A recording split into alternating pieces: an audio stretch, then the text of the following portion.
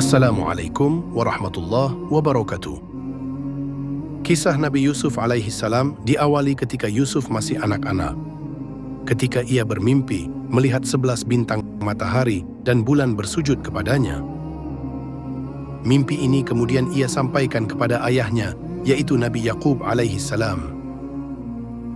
Nabi Yaqub alaihi salam memahami hal ini sebagai tanda dari Allah Subhanahu wa taala bahwa kelak putranya akan menjadi seorang nabi dan mendapatkan kemuliaan. Supaya saudara-saudara yang lain tidak iri, maka Nabi Yaqub alaihi salam berpesan agar Nabi Yusuf alaihi salam tidak menceritakan mimpinya kepada siapapun. Nabi Yusuf alaihi salam memiliki seorang adik bernama Benyamin, ibu mereka bernama Rahel. Mereka tumbuh menjadi dua anak yang berbakti pada orang tua dan memiliki kepribadian yang lebih baik dibandingkan dengan 10 orang kakaknya. Tidak heran bila Nabi Yaqub alaihi salam lebih memperhatikan dan menyayangi mereka. Muncullah rasa iri pada kakak-kakak Nabi Yusuf alaihi salam. Rasa iri membuat mereka berencana menyingkirkan Nabi Yusuf kecil. 10 kakaknya mengajaknya berjalan-jalan sambil bermain dan kemudian memasukkannya ke dalam sumur yang jaraknya sangat jauh dari rumah. Sebelumnya mereka sengaja merobek baju Nabi Yusuf kecil dan kemudian dilumuri dengan darah domba supaya mereka dapat berbohong kepada Nabi Yaqub alaihi salam bahwa Nabi Yusuf alaihi salam telah dimakan oleh kawanan serigala. Mendengar kabar ini, Nabi Yaqub alaihi salam menjadi sangat sedih dan terpukul jiwanya, hingga tangisannya membuat kedua matanya tidak dapat melihat. Walaupun di dalam hati Nabi Yaqub ada kecurigaan terhadap kebenaran kabar ini, akan tetapi Nabi Yaqub alaihi salam lebih memilih untuk berserah diri kepada Allah Subhanahu wa taala. Nabi Yaqub alaihi salam terus berdoa agar apabila Nabi Yusuf alaihi salam masih hidup, maka ia selalu berada di dalam lindungan Allah Subhanahu wa taala.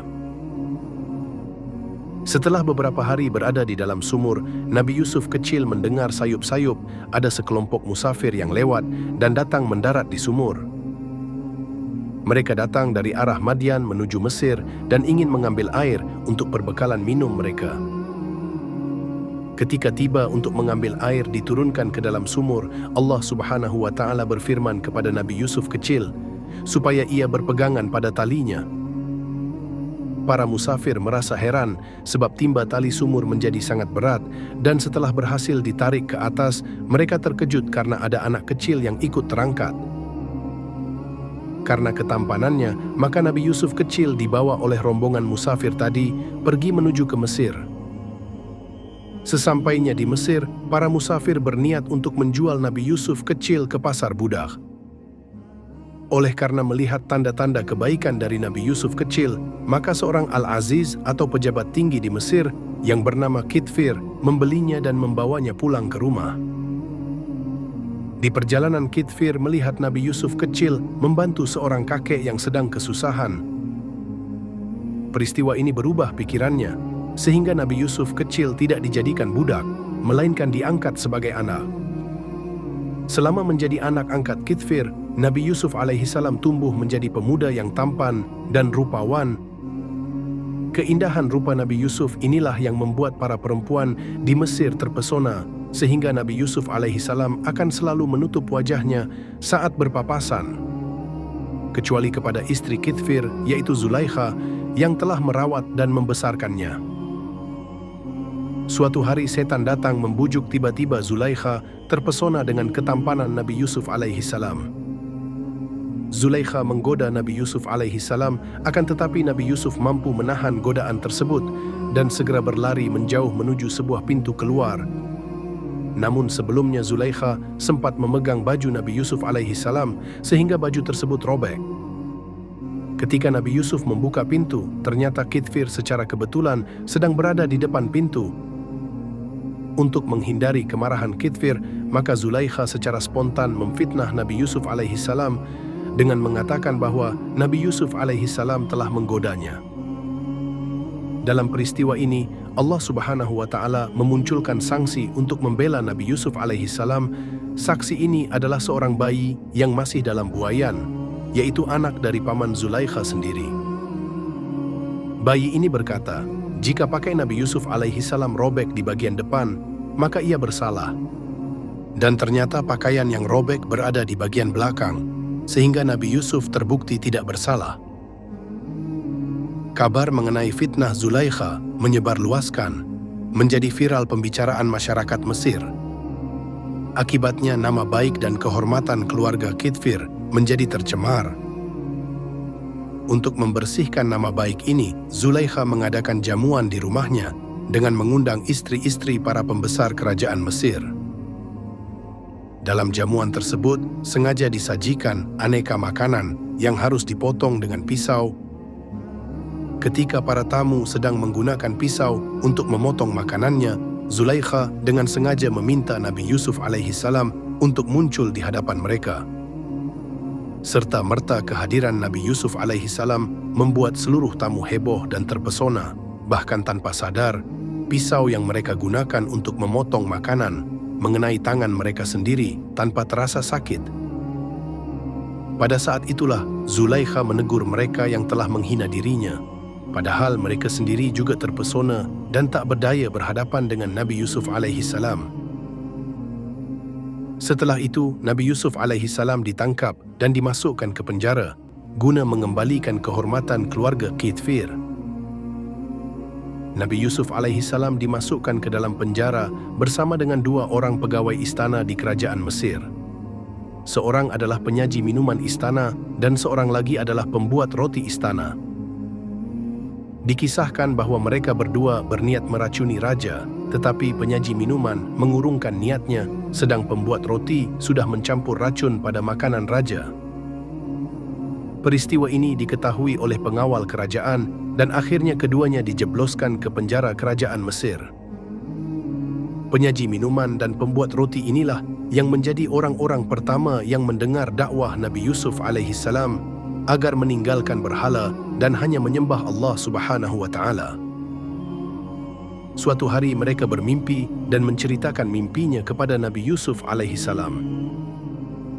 Penyaji minuman bermimpi dirinya meremas anggur ke dalam gelas milik raja, kemudian menyajikan kepada raja dan raja meminumnya. Pembuat roti bermimpi dia sedang keluar dari dapur sambil membawa keranjang di atas kepalanya. Roti dan beraneka jenis makanan yang ada di dalam keranjang tersebut dimakan oleh burung buas. Setelah menyampaikan mimpi masing-masing, mereka meminta Nabi Yusuf alaihi salam untuk menafsirkannya. Nabi Yusuf alaihi salam menjelaskan bahwa salah seorang di antara mereka akan dibebaskan, jabatannya dikembalikan dan diperlakukan dengan baik oleh raja karena kejujurannya, sedangkan yang lainnya akan dipecat dan dihukum berat karena pengkhianatannya. Tafsir mimpi ini ternyata menjadi kenyataan. Pembuat roti dipecat dan dihukum berat karena roti yang disajikan terbukti mengandung racun. Sedangkan penyaji minuman dibebaskan dan mendapatkan lagi jabatannya karena ia secara jujur menjelaskan bahwa pada awalnya ia ditugaskan meracuni minuman raja, namun ia tidak dapat melakukannya. Oleh karena itu, tidak ditemukan racun di dalam minuman yang disajikannya. Ketika masa hukuman Nabi Yusuf alaihi salam akan berakhir, Raja Mesir yang bernama Ar-Rayyan bin Al-Walid bermimpi ia melihat 7 sapi betina yang kurus memakan 7 sapi betina yang gemuk, 7 bulir gandum yang kering, dan 7 bulir gandum yang hijau. Raja sangat gelisah sehingga meminta para ahli tafsir kerajaan untuk menafsirkan arti mimpinya, tetapi ternyata tak ada satupun yang mampu menafsirkan mimpi raja. Penyaji minuman istana teringat kepada Nabi Yusuf alaihi salam. Atas izin dari raja, maka berangkatlah ia menemui Nabi Yusuf di penjara untuk menceritakan mimpi raja. Nabi Yusuf alaihi salam menjelaskan bahwa arti mimpi sang raja adalah akan datang masa kemakmuran selama 7 tahun. Setelah itu akan datang masa kekurangan makanan atau paceklik selama 7 tahun karena kekeringan. Mendengar tafsir mimpi ini, penyaji minuman segera memberitahukannya kepada raja. Raja terkesan dan minta agar Nabi Yusuf alaihi salam dikeluarkan dari penjara. Tetapi Nabi Yusuf justru menolak untuk dibebaskan sebelum tuduhan yang menyebabkan dirinya di penjara diselidiki kebenarannya. Akhirnya Nabi Yusuf alaihissalam dibebaskan setelah memang terbukti tidak bersalah. Saat berada di istana, Nabi Yusuf alaihissalam mengusulkan agar raja segera memerintahkan semua penduduk Mesir membangun tempat penyimpanan bulir gandum. Menanam gandum selama 7 tahun sampai datang masa kekurangan pangan. Nabi Yusuf alaihissalam juga meminta agar gandum yang dihasilkan nantinya tidak dimakan semuanya, akan tetapi disisihkan sebagian. Kemudian rakyat Mesir diwajibkan menjemur bulir gandum sampai kering sebelum disimpan.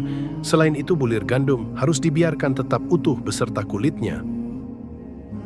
Ternyata benar bulir gandum yang kering dan kulitnya tidak terbuka memang lebih tahan lama dibandingkan dengan gandum basah dan terbuka kulitnya. Pengetahuan Nabi Yusuf alaihissalam telah membuat Raja Mesir kagum dan mengangkatnya menjadi penanggung jawab produksi dan pengelolaan makanan meliputi seluruh wilayah kekuasaan kerajaan Mesir. Raja memberinya cincin stempel kerajaan, pakaian dari sutra, mahkota emas, dan kendaraan khusus. Dikisahkan bahwa Raja Mesir memecat Kithfir, pejabat kerajaan yang dahulu memenjarakan Nabi Yusuf alaihissalam, lalu mengantar Nabi Yusuf alaihissalam sebagai penggantinya. Setelah Kithfir meninggal, maka Raja Mesir menikahkan Zulaikha dengan Nabi Yusuf alaihissalam. Maka semenjak saat itu, Zulaikha resmi menjadi istri Nabi Yusuf alaihissalam. Dari pernikahan ini, Nabi Yusuf alaihissalam dikaruniai 2 orang putra bernama Afrayin dan Mansa. Nabi Yusuf alaihissalam diangkat menjadi menteri dalam urusan pangan di Mesir pada usia 30 tahun. Terdapat kisah suatu ketika Raja Mesir mengajaknya berbicara dengan menggunakan 70 bahasa dan Nabi Yusuf alaihissalam mampu mengimbanginya dengan tata bahasa yang sangat baik. Hal ini semakin membuat wajah takjub dan bangga dengan kemampuan Nabi Yusuf alaihissalam yang terbilang masih muda. Pada saat Mesir dilanda paceklik, kekeringan yang sama juga dialami oleh negeri Syam, tempat tinggal Nabi Yakub alaihissalam beserta keluarganya. Kondisi ini membuat Nabi Yakub alaihissalam memutus seluruh putranya kecuali Benyamin agar pergi ke Mesir menemui penanggung jawab produksi dan pengolahan makanan kerajaan untuk meminta izin agar boleh membeli bahan makanan. Sesampainya di Mesir, mereka tidak mengenali Nabi Yusuf alaihissalam, sedangkan Nabi Yusuf alaihissalam berpura-pura tidak mengenali saudara-saudaranya. Nabi Yusuf alaihissalam tempat mencari Benyamin, adik kesayangan yang ternyata tidak turut serta. Nabi Yusuf alaihissalam mencari akal supaya dapat bertemu dengan Benyamin. Maka dijebaklah kakak-kakaknya dengan tujuan sebagai mata-mata, dan untuk membuktikan bahwa mereka tidak bersalah, mereka harus membawa Benyamin serta menyerahkan surat bukti kenabian kepada ayah mereka, yaitu Nabi Yakub alaihissalam, dan salah satu dari mereka harus tetap tinggal sebagai jaminan. Setelah mendapatkan surat bukti kenabian Nabi Yakub alaihissalam, mereka mengajak Benyamin pergi ke Mesir. Nabi Yusuf alaihissalam sangat gembira karena dapat berjumpa dengan Benyamin. Supaya Benyamin tetap tinggal di Mesir, maka Nabi Yusuf alaihissalam sengaja memasukkan alat penakar gandum ke dalam karung Benyamin dan hukumnya menjadi budak di Mesir selama setahun lamanya. Akhirnya saudara-saudara Nabi Yusuf alaihissalam pulang kembali ke negeri Syam tanpa Benyamin. Baru setelah itu, Nabi Yusuf alaihissalam memanggil Benyamin. Ia adalah Yusuf kakaknya. Mereka berpelukan melepas kerinduan yang telah lama terpendam. Di negeri Syam, Nabi Yakub alaihissalam sangat sedih kehilangan Benyamin dan memerintahkan putra-putranya agar kembali ke Mesir dengan misi untuk membawa pulang Benyamin. Sesampainya di Mesir, bertemu dengan Benyamin, alangkah terkejutnya ketika Benyamin menjelaskan bahwa yang menjadi menteri pengelolaan pangan adalah Yusuf yang dahulu mereka buang ke sumur. Sontak saudara-saudara Nabi Yusuf alaihissalam langsung dengan minta maaf menyesal telah iri dan dengki kepada Nabi Yusuf alaihissalam. Mereka menceritakan bahwa sepeninggal Nabi Yusuf alaihissalam, Nabi Yakub alaihissalam selalu menangis hingga matanya tidak dapat melihat. Pada saat saudara-saudaranya akan kembali lagi ke negeri Syam, Nabi Yusuf alaihissalam membawa sebuah baju miliknya untuk diusapkan ke bagian wajah Nabi Yakub alaihissalam. Ternyata setelah diusapkan, maka atas izin Allah Subhanahu wa Ta'ala, mata Nabi Yakub alaihi salam dapat melihat kembali. Ia bersama keluarga besarnya segera berangkat ke Mesir untuk menemui Nabi Yusuf alaihi salam dan Benyamin. Saat bertemu dengan Nabi Yusuf alaihi salam, Nabi Yakub ibu dan 11 saudaranya melakukan sujud penghormatan. Inilah arti mimpi Nabi Yusuf alaihi salam ketika masih kecil. Matahari melambangkan Nabi Yakub alaihi salam, bulan melambangkan ibunya, dan 11 bintang melambangkan 11 saudaranya. Pada zaman Nabi Yusuf bersujud kepada sesama merupakan tradisi bahkan disyariatkan. Sujudnya sepertinya para malaikat kepada Nabi Adam alaihi salam. Tradisi ini kemudian dihapus dengan syariat yang dibawa oleh Nabi Muhammad SAW yang melarang orang yang bersujud kecuali hanya kepada Allah Subhanahu wa Ta'ala saat solat. Demikianlah sebuah kisah singkat tentang Nabi Yusuf alaihi salam. Semoga bermanfaat. Amin ya rabbal alamin. Wassalamualaikum warahmatullahi wabarakatuh.